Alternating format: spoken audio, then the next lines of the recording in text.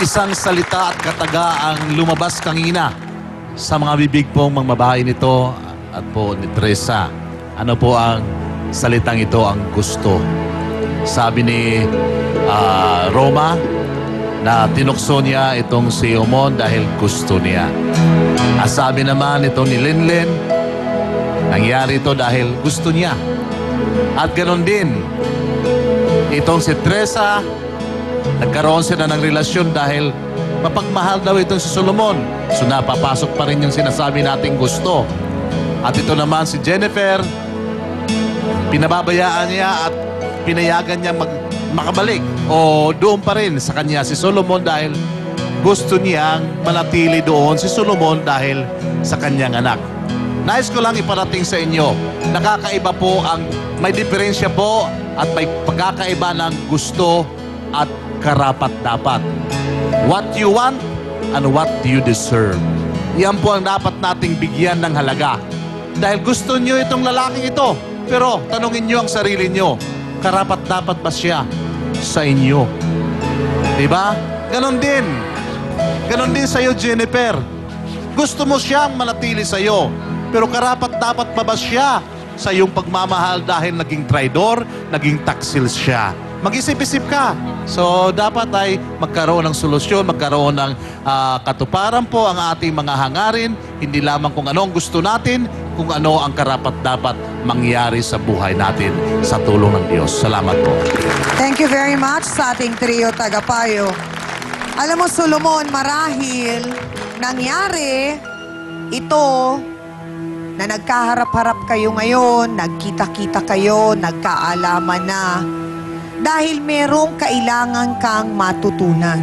Di ba minsan sinasabi natin, nakikita natin ang kahalagahan ng isang tao kapag wala na siya. Mukhang sa counseling pa lang, sinabi na ni Jennifer na ang desisyon niya ay huwag na munang makipagbalikan sa'yo. Tama ba ako, Jennifer? Po. Bakit? Kasi po, pag nakipagbalikan po pa rin ako sa kanya, ganun lang din po yung mangyayari. Maglulukuhan na lang po kami. Ayoko na po talaga. Lalayo na lang po kami ng anak namin.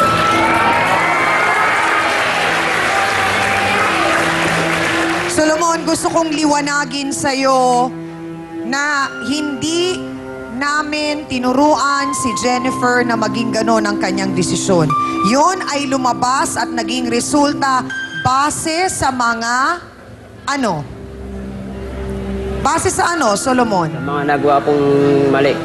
Base sa mga nagawa mo.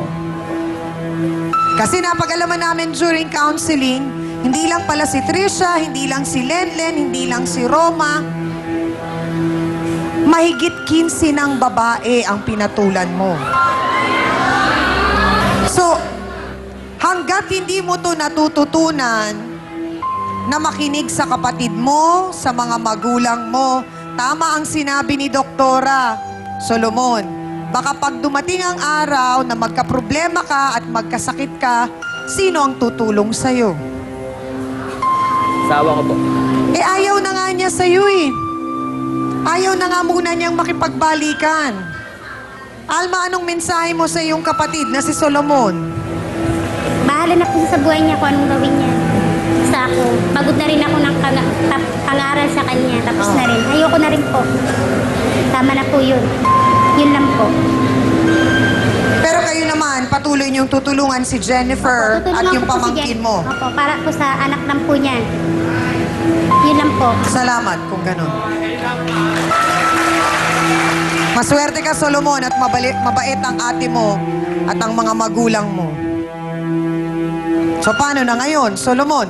Magtatrabaho na lang muna po na maayos. At tutuparin ko rin po na magbabago po para sa kanya po, para sa anak po namin. So, Jennifer, gagawin daw lahat ni Solomon. Magbabago siya. Handa ka bang antayin yun? Ayoko na po. Ayoko na po talaga. So, paano, Solomon? Hindi man namin nagawang magkabalikan kayo ni Jennifer, pero kailangan mo kasing trabahuhin talaga yon. Yon ay wala na sa amin. Ikaw na ang gagawa nun. Wala pong gagawa doon. So, paano si Trisha? Iiwasan lang din po sila. Si Lenlen. Gano'n na rin po, iiwasan lang din po ako. Si Roma. Iiwasan na po ako sa kanila. Iwasan mo na lang din. Tingin ko ang agimat mo, yung patilya mo eh. Bawasan mo kaya. At ang anak ninyo ay lalaki, hindi ba? Kung di ako nagkakamali. So, Solomon, Lalaki medyo, ano yun ha? Malaking responsibilidad yun. Hindi yung pagiging babaero ang dapat ituro natin sa ating anak. So, sana nakita mo yung kahalagahan na yun. At sana kahit paano, nakatulong kami sa inyo na maliwanagan kayo at medyo mag-iba pa ang kwento ng bawat buhay ng isa sa inyo. So Jennifer, hangad pa rin namin na dumating ang isang araw ay mapatawad mo si Solomon. Kung hindi man kayo magkabalikan, ay maging magkaibigan kasi meron kayong nagkokonekta sa inyo eh. At yun ay ang anak ninyo. So kung kaya nyo maging mabuting magkaibigan, kailangan nyong gawin yon para sa bata. Salamat sa pagtitiwalang binigay nyo sa amin dito sa Face to Face. Amina na po tayo mga kapatid, anong napaka-importanting aral na naman ang ating natutunan sa isyong ito. Ang pagpapatawad po ay isang bagay na hindi biro-biro lang. Ito po ay isang bagay na napakahirap ibigay, lalo na kung ang nagkasala sa iyo ay ang pinili mong mahalin ng habang buhay. Pero dahil nga sa mahal natin sila, patuloy ang pagbibigay natin ng tawad at kung minsan nga, ito ay nauubos na. Dahil ang kasalanan ay paulit-ulit lang din. Tandaan po sana natin na tayo ay tao lang at dumarating ang oras na napapagod o pagod na rin tayong magpatawad sa mga kasalanang lagi-lagi namang ginagawa. At para po sa ating face-to-face, heart-to-heart thought for the day, kahit gaano kabait ang isang tao, darating din ang oras na masasagad at mapupuno ito. Maraming salamat po sa inyong lahat mga kapatid sa pagsama niyo sa amin. Siyempre pa, kay Hans Martel, aking co-host. Sa Dance Squad. Kina B1 at B2. Sa ating pinakamamahal na trio, Tagapayo. Sa lahat ng mga sausawer at sausawera natin dito sa Barangay 704, Zone 44, Malate, Manila.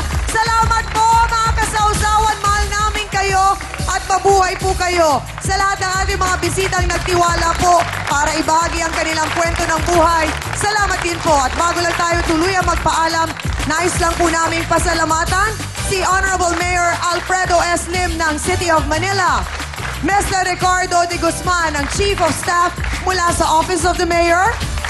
Attorney Renato de la Cruz, City Legal Officer ng Manila City Hall.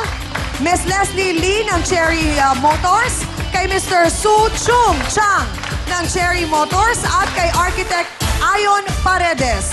Thank you very much po sa inyong lahat. Mga kapatid, ituloy-tuloy lamang po ninyo ang pagwagayway ng face-to-face flag bilang katunayan na ang aming programa ay nakadayo na dito sa inyo at kami po ay inyong nakabarangay na. Tutukan at abangan po ninyo kami sa mga darating pang araw kung saan barangay namin kayo dadayuhin para makipag face-to-face para pag-usapan at ayusin ang inyong mga problema. One barangay, one region, one island at a time. Mula naman po dito sa Barangay 704, Zone 44, Malate, Manila. Ako pa rin po ang inyong pambansang kapitana, ang inyong siyang-amin na lagi pong nagpapaalala, ang problema, pwede mong tawanan, pero hindi mo yan dapat talikuran. Kaya kung may problema ka, harapin mo, pag-usapan natin yan. Para po sa inyo to, mga kapatid. Ngayong Huwebes, to see is to believe. Meron ako nakikita.